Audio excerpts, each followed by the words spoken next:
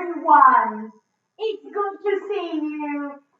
How are you doing? I hope you're doing well. Today, I wanted to talk to you about worrying. So, think about this, please. Most things grow when you tend to them. Like, have you ever planted a tomato seed? I did once, in London where I live. And if you cover your seed with rich dark soil and water it and make sure it gets plenty of sunlight, pretty soon a little green shoot will appear. Have you seen it? If you give it more water each day, the green shoot will turn into a big stalk with leaves and flowers. It's really exciting when that happens. And then one day, guess what? A tomato will appear. And if you keep tending to your plant, more and more tomatoes will appear.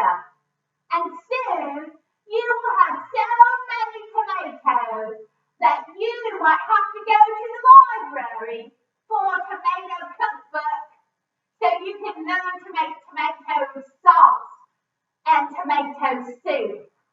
Tomatoes will appear in your salad when you cook dinner and next to your tuna fish if you have a sandwich. You will find tomato sandwiches in your lunchbox and tomato juice for a snack and tomato pasta for dinner. Tomatoes all the time. And one day, there will be so many tomatoes that maybe your parents will suggest chopping them up to make tomato ice cream and tomato cookies. Wouldn't that be silly? But you see, all of those tomatoes will have come from one little tiny seed that you planted and turned into every day. Did you know that worries are just like tomatoes? I mean, no, you can't eat them or anything. But you can make them grow simply by paying attention to them. Many children, like you, tend to their worries, even though they don't really mean to. And pretty soon, what might have started as just a little seed of worry has become a huge pile of problems. And you won't know how to get rid of them. Maybe this has happened to you if your worries have grown so big that they bother you almost every day.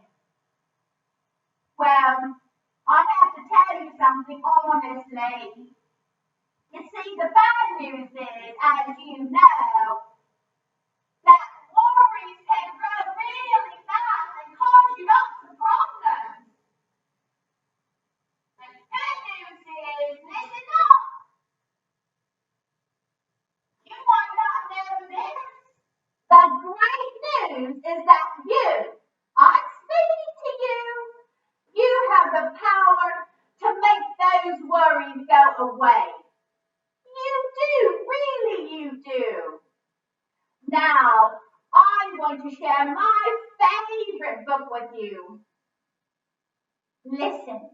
Today I'm going to be sharing the story with you called Don't Feed the Worry Bug by Andy Green. Don't feed the worry bug, a worry-woo tale. On a bench in a park, on a bright sunny day, Wince, the monster of worry, let time slip away. He looked at the clock, it was 2:15, when Wince started to think about all he must do. He had homework and laundry, he needed clean pants. He must bake some cookies for the worry-woo dance. Then Wince started to wonder, did he leave the light on? Was his backside too poofy? Where had all his friends gone? And his worries kept growing till he heard a soft buzz that made goosebumps appear, for he knew what it was. There was only one creature that made such a sound. Around monsters that worry, it could often be found. Some call it the worry bug, and this is for sure. If you feed it a worry, it will always want more. Buzz, buzz, Wince heard as its noisy wings flapped. It flew up and down as he shooed and he clapped. It flittered and fluttered around Wince's ear. In the blink of an eye, more worries appeared.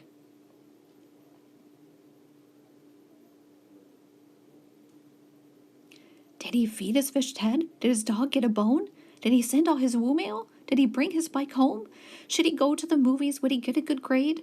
Will the weather be nice for the Woo Town parade? And with every new worry that came Wince's way, the worry bug shouted, "Hip, hip, hooray!" For the more that Wince worried, the more the bug grew. It nibbled and munched on his worry-filled stew. Wince said to the worry bug, "Perhaps you should leave." He asked quite politely, and even used please. Yet the worry bug stayed, for the two of them knew that Wince would still worry. That's what he would do. As day turned to night, Wince got ready for bed. The worry bug yawned and laid next to his head. But his buzzing kept Wince from going to sleep, so he tossed and he turned, and he tried to count sheep. While thoughts of what if, could be, maybe, and might made Wince worry more. He was worried all night. When morning arrived, Wince looked up and gasped. The worry bug had grown. It had happened so fast. It used to be tiny and annoyance quite small. Now it covered his kitchen, the ceiling, and wall. The bug's belly gurgled full of worries it was. No longer could Wince sweep it under the rug. Its buzzing went on, and Wince started to fret about all the things that hadn't happened just yet. No cookies were baked, the laundry had piled. Wince hadn't done homework in such a long while. Enough, Wince exclaimed, there must be a way to get rid of a worry bug. It can no longer stay. So Wince went to the library to read and take notes about catapults, cranes, wagons, and goats. He plotted and mapped out a worry bug graph, then called in the experts, the worry bug staff. Together they studied this big growing beast and built a bug net out of Wince's bed sheets. They were having such fun, Wince was worried no more, and soon he was baking and doing his chores. But just when Wince thought his work was complete, the worry bug buzzed. "I need something to eat." Wince looked at the bug. It was once again small, for while Wince had been busy, he hadn't worried at all.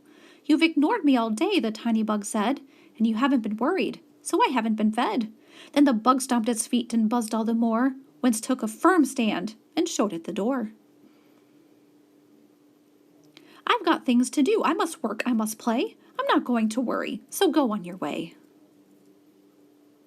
Buzz, buzz, Wince heard as a bug flew about, still trying to make one last worry come out.